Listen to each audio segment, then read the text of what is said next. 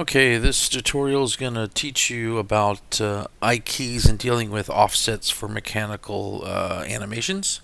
And I have a workaround for when using the I key rotational joints active and not active. So basically limiting the animation only on one axis, like for example this one here. This is set for the x-axis. Or actually, I should take that back. This one here is set for the x-axis, but I've disabled the y-axis and the z-axis because we want the door here at the bottom of this nose gear to only rotate on that single axis. The problem that you're going to run into is whenever you use this method here, um, um, you're going to lose accuracy if the I key between the three, since we're using an I key limb, which is only going to be one joint in between two segments here. Let me go ahead and click on this so you can see the triangle. So here's basically the knee joint. If this is not perfectly in line with the direction of the x-axis, then you're going to lose accuracy. And unfortunately, as you can see, this bracket here rotates this direction while this one is rotating this direction. So and plus it's offset as well here. So I'm going to show you all the workarounds I did here, where here's another situation where I could have done the same thing. I could have limited to the X there because this one's offset here. But I have a workaround to where I can keep perfect accuracy on this.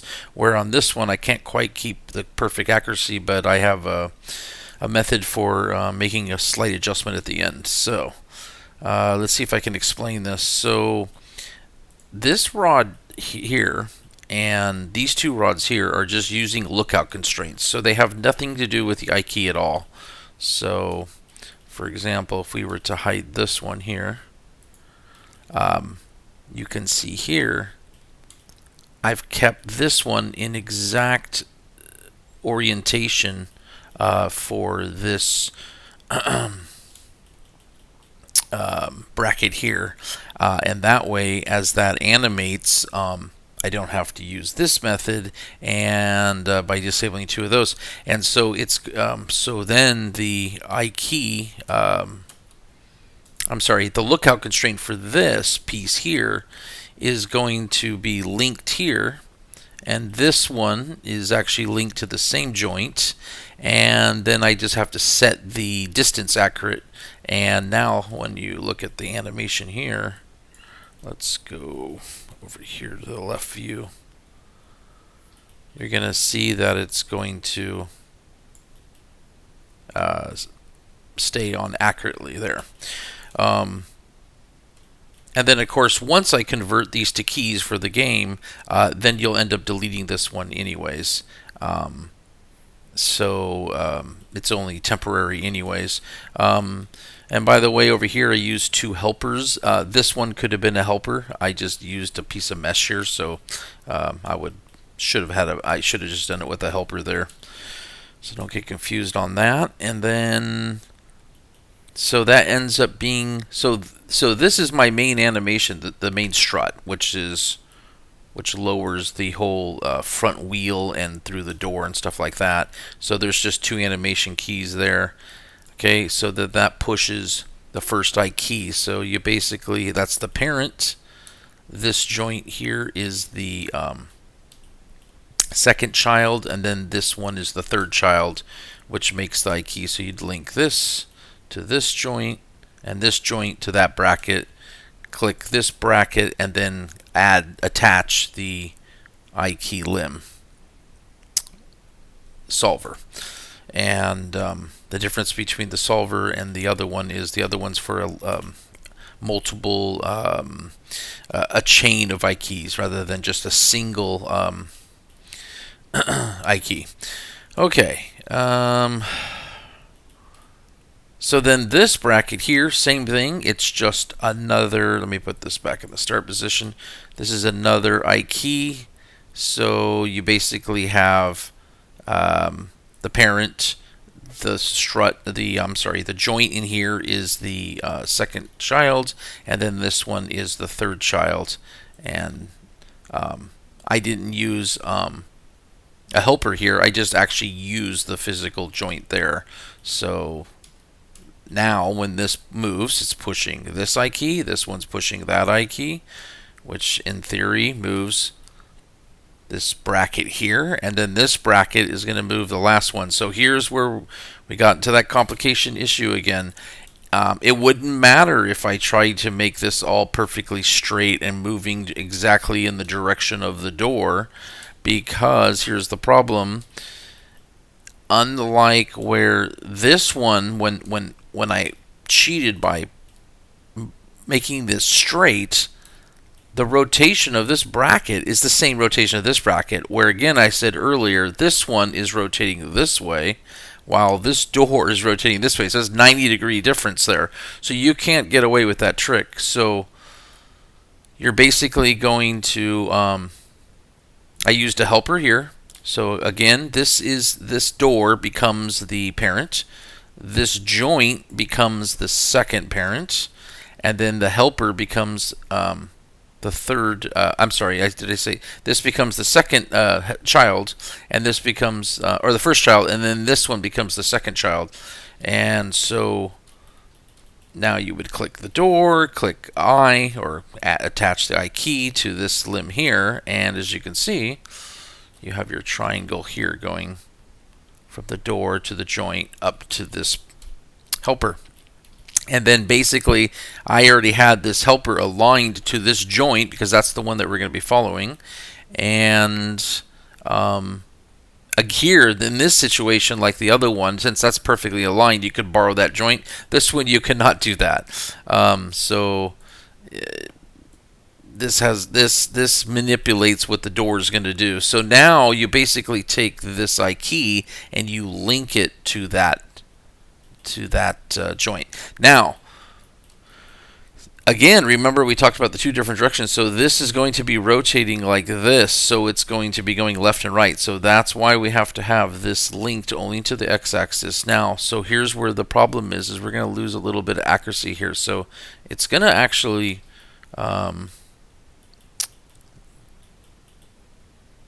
do pretty good through most of this turn here. But then over here, see, it's going to start to lose accuracy. And there's a reason for that. Something I hope Autodesk can fix in the future, to where we can have better control when we limit an axis on something and be able to still control accuracy between two other joints. This is something that Autodesk has never given us the ability to do. So, you know, it was designed for characters and legs and arms and stuff like that. So it would be nice if we got something for that. So at the end, what I'm going to end up doing is, before I convert all these to keys and eventually throwing away that one, and these will all be perfect with keys, what I'll do in the beginning is, for this one, I'll probably set hand keys first every 5 up to 100. And what I can do is, actually, I haven't thought about that yet. I might actually convert all the keys. I might actually have to convert all the keys for these first. Convert this to keys as well, so I can get rid of the I key, and then I'll just adjust the door a little bit and keep a lookout constraint on this rod. So I won't set keys on this, and then I'll just rotate the door a little bit because this will be perfectly animated. And as long as the lookout key is looking here, I can just set a key every 5 on this one. Another thing I can do is I can get the accuracy for it to be aligned here, and I could put this at 100. And basically what I did earlier was just adjust this offset a little bit, like moving this to the right a tiny bit.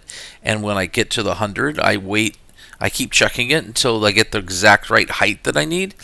and then then during the animation, there's just a little bit of inaccuracy during the transition through here and here, which in this, since this is down low and it's accurate here, nobody's really going to see that in the sim. So that's another thing I could do.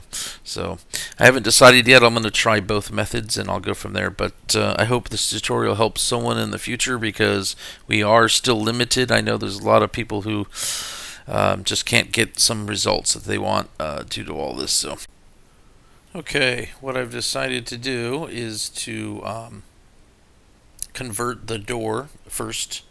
And so I'm going to do 21 segments, 0 to 100. So we'll hit collapse on rotation only. And there's the keys for that. So we'll go ahead and delete the I key and the helper. We'll select the door. We'll put it on local. And as you can see, it fully animates.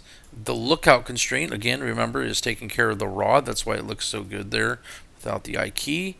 And that is the key to making these offset ones without, like this rod here didn't need a lookout constraint, where this one did and these two did. So you can see the long blue lines there. Okay, so here's what we're going to do. Simple. We're going to select the door.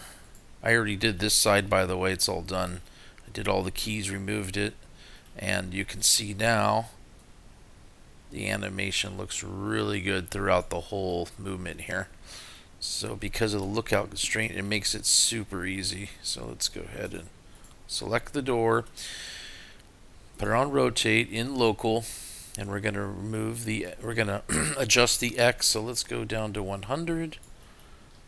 And let's get a nice angle here.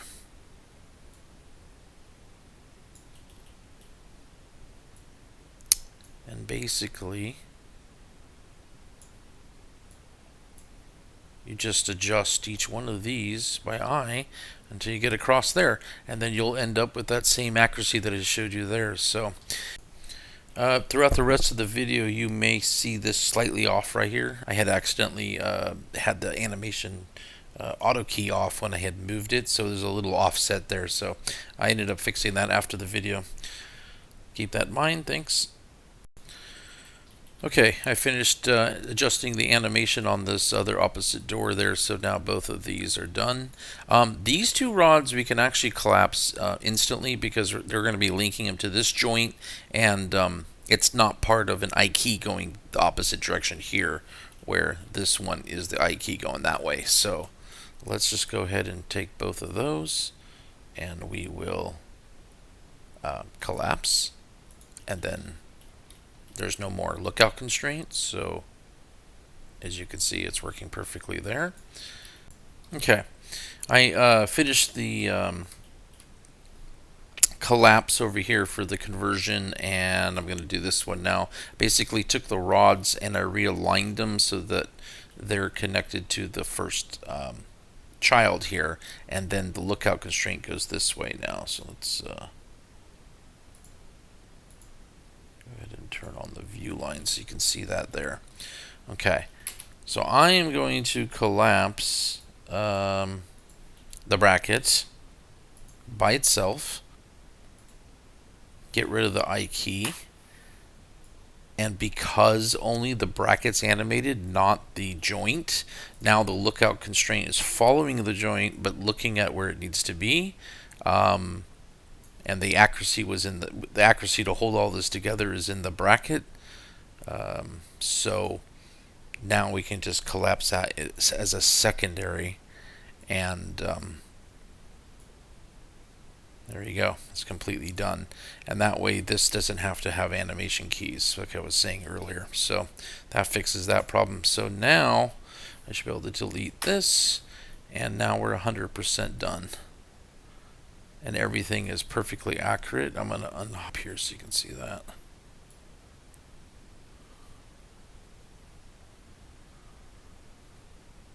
And basically from two original keys here, and I can actually collapse that one too as well, and just put it every 5. It won't change any accuracy there.